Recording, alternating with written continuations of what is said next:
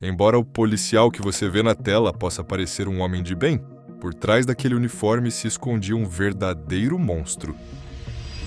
Hoje, um ex-policial foi executado na Flórida por um crime extremamente atroz. Seu nome era James Aaron Duckett. Ele tinha 68 anos e morreu por injeção letal nos Estados Unidos. Fique até o final, porque neste vídeo você vai conhecer o brutal crime que o levou ao corredor da morte. Os detalhes de seu julgamento, como foi sua execução e quais foram suas últimas palavras antes de morrer. A policeman who may have been the last person to see 11-year-old Teresa McCabe alive is under investigation himself tonight. Teresa McCabe era uma linda menina de 11 anos que cursava a 5ª série na escola primária de Mascot. Na noite de 11 de maio de 1987, por volta das 22 horas, ela disse à mãe que precisava de um lápis para terminar sua lição de casa. A mãe disse que não queria que ela saísse de casa àquela hora tão tarde, mas Teresa garantiu que não demoraria mais de 20 minutos. Depois de insistir, sua mãe finalmente permitiu que ela saísse.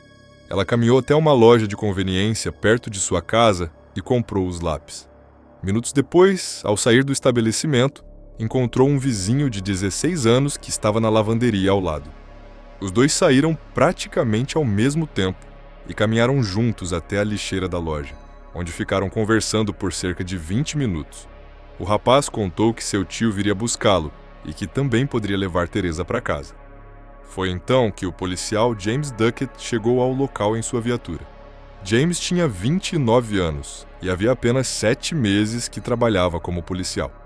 Aos olhos das pessoas, parecia um homem exemplar. Era casado e tinha 2 filhos. Naquela noite, ele era o único policial de serviço, o que fazia com que toda a cidade de Mascot estivesse sob sua responsabilidade. Ao ver os 2 jovens conversando, Duckett sentiu uma atração doentia por Teresa. Primeiro, entrou na loja e perguntou à funcionária sobre essa menina. Queria saber seu nome, alguns detalhes pessoais e sua idade. A funcionária respondeu que Teresa tinha entre 10 e 13 anos. James disse que iria falar com ela e, em seguida, saiu da loja em direção à lixeira. Segundo o próprio depoimento de James, ele interrogou os 2 jovens e disse a Teresa que deveria voltar para casa. Naquele momento, havia um toque de recolher para menores. Por isso, Teresa não poderia permanecer sozinha na rua depois das 22 horas e 30 minutos.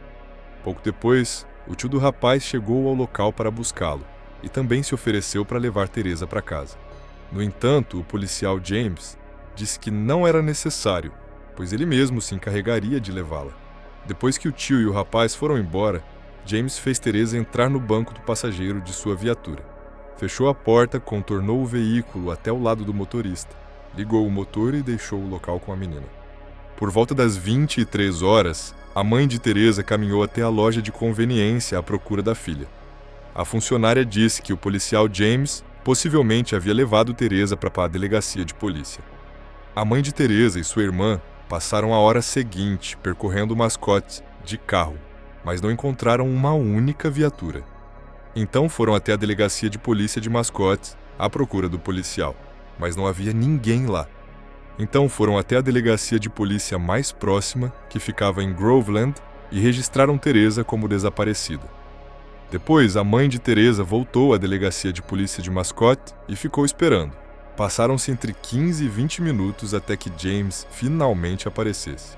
Quando chegou, ele disse que havia conversado com Teresa na loja e que ela tinha ficado em sua viatura conversando com ele, mas que depois havia ido embora sozinha, caminhando para casa. Sem saber, a mãe de Teresa acabara de registrar um boletim de desaparecimento justamente com o homem que havia assassinado sua filha. Depois de registrar a ocorrência, James dirigiu até a casa de Teresa para conseguir uma fotografia dela.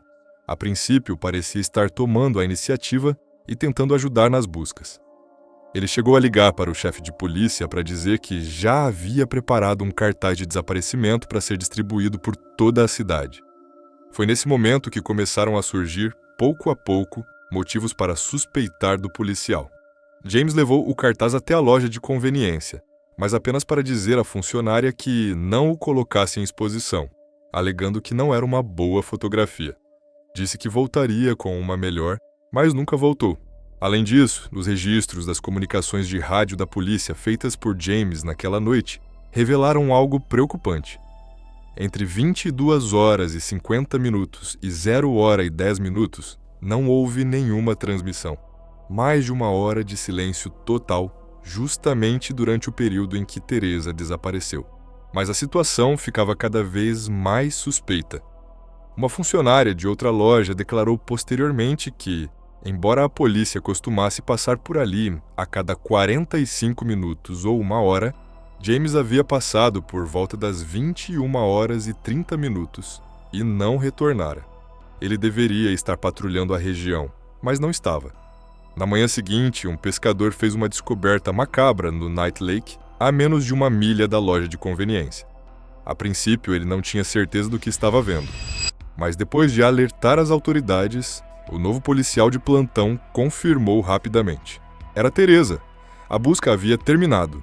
Naquela noite, James levou Teresa contra sua vontade até as proximidades do Night Lake. Lá, estacionou a viatura, retirou a menina à força, encostou-a contra o veículo e a agrediu sexualmente enquanto ela ainda estava viva. Depois estrangulou-a e, quando ela ficou inconsciente, jogou seu corpo no lago. A investigação imediatamente se concentrou em James. Ele havia sido a última pessoa vista com Teresa, era o único policial em serviço naquela noite, e as evidências circunstanciais continuavam se acumulando. Um técnico do departamento do xerife examinou as marcas de pneus encontradas na cena do crime, perto do Night Lake, e percebeu que eram bastante incomuns. Ao deixar o local, observou que as marcas deixadas por um veículo da polícia de Mascot pareciam coincidir com aquelas encontradas na cena. Um especialista que testemunhou durante o julgamento posteriormente confirmou a correspondência. Os pneus eram Goodyear Eagle Mud and Snow, projetados para dirigir em regiões do norte e pouco comuns na Flórida. Durante os 9 anos anteriores, a loja local de pneus havia recebido por engano apenas 2 jogos desse modelo, e ambos haviam sido instalados nos 2 veículos da polícia de Mascot. Depois, havia as impressões digitais. Tanto as de James quanto as de Teresa foram encontradas no capô de sua viatura. As impressões dela indicavam que Teresa havia se sentado de costas sobre o capô e deslizado para cima do veículo, mas James continuava negando tudo. Enquanto isso, sangue e outros fluidos, tanto de Teresa quanto de James, foram encontrados na roupa íntima da menina. Uma das principais evidências foi um único pelo pubiano encontrado dentro da roupa íntima de Teresa. Os investigadores concluíram que havia uma alta probabilidade de que aquele pelo pertencesse a James. Quase 7 meses se passaram até que James finalmente fosse preso e acusado de assassinato em 1º grau. Ele foi suspenso da polícia em 16 de junho de 1987 e demitido 3 dias depois. Sua carreira como policial havia durado exatamente 7 meses. Durante o julgamento, em 10 de maio de 1988, o júri declarou James culpado de agressão sexual e assassinato em 1º grau. Por 8 votos a 4, os jurados recomendaram a pena de morte.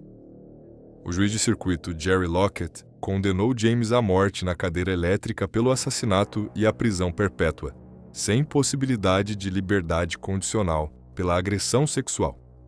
Mas esse não foi o único assassinato ao qual ele foi ligado. Em maio de 1986, uma mulher não identificada foi encontrada morta dentro de um poço perto de Lakeland, depois de ter sido vista entrando em um carro azul escuro, semelhante ao Buick Regal azul que James possuía na época. Depois, em setembro de 1987, 4 meses após o desaparecimento de Teresa, Jennifer Weldon, de 14 anos, desapareceu depois de sair de um carnaval. Seu corpo foi encontrado 2 semanas depois em uma área rural, por onde James passava regularmente devido ao seu trabalho em uma mina de fosfato. No dia em que voltou para casa, sua esposa encontrou recibos de gasolina que o colocavam perto da cena do crime de Jennifer. Naquele mesmo dia, ele havia chegado atrasado e com a aparência desleixada ao trabalho. Além disso, sua esposa declarou que ele havia levado para casa uma bolsa verde e um brinquedo de pelúcia semelhantes aos que pertenciam a Jennifer.